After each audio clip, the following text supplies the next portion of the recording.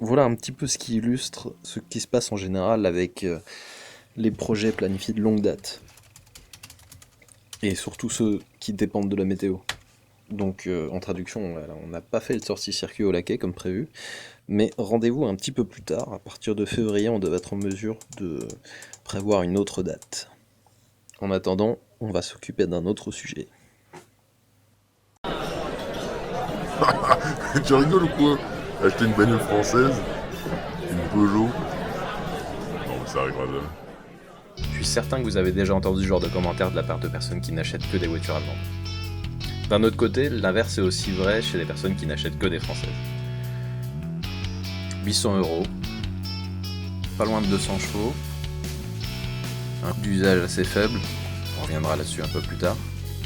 C'est plutôt tentant vu comme ça.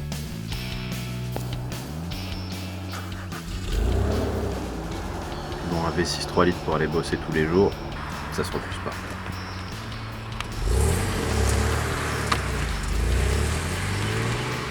Ouais, 406 coupé, Pininfarina, jolie bagnole, hein, sympa, ouais, c'est clair. Ah, dommage que les Français ils savent pas faire de moteur. Ah bah ouais, c'est pas comme les Allemands. 20, 30 ans de production automobile française, et si peu de surprises en ce qui concerne l'ingénierie mécanique. Oh, finalement, aujourd'hui, c'est ce qui peut susciter notre intérêt pour ce genre de voiture. Et voilà les caractéristiques d'une bonne bagnole de tous les jours. Elle a plein de bornes, donc on s'en fiche d'en rajouter, et elle a quelques coups qui fait qu'on se scandalisera pas de retrouver des POC supplémentaires après avoir stationné sur un parking.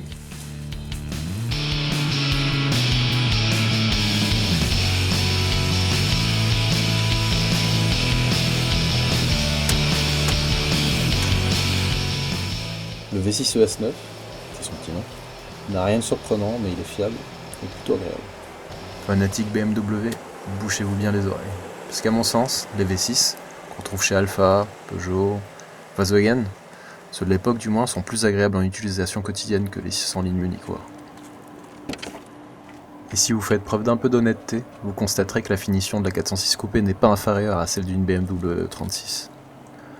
On ne comparera pas à Mercedes, la CLK W208 par exemple, qui était à l'époque assez époustouflante dans le domaine.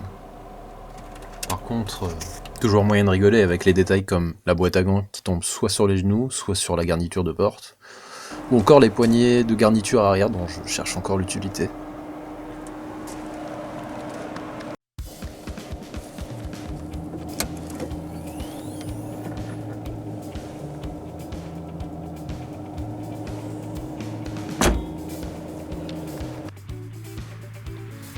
Bon point pour la 406 coupée, vous pouvez la prêter à votre copine, elle la trouvera facile à utiliser.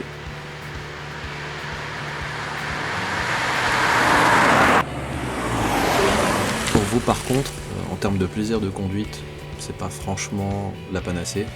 La direction est vraiment trop légère et le feeling, comme sur beaucoup de tractions, est pas forcément très naturel. Reste qu'il faut quand même admettre que c'est une voiture assez efficace en conduite dynamique.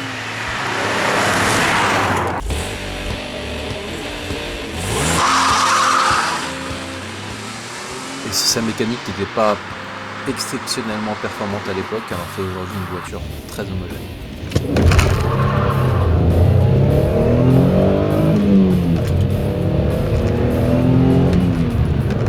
Qu'est-ce qu'il dit le gars au fond? Ennuyeuse? Pas loin.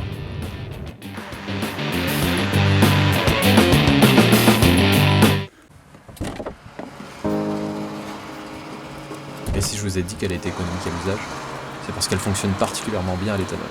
J'entends par là que ça ne dégrade pas sensiblement ses performances.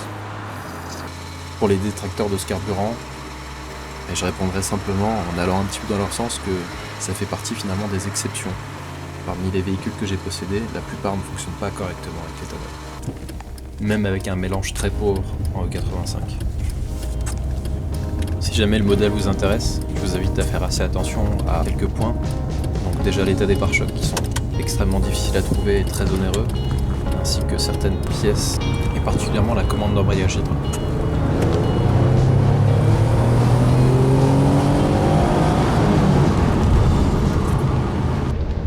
Et comme on arrive en bout de vidéo, et ben j'invite les fans de traction et de française à se déchaîner en commentaire contre mon manque d'objectivité.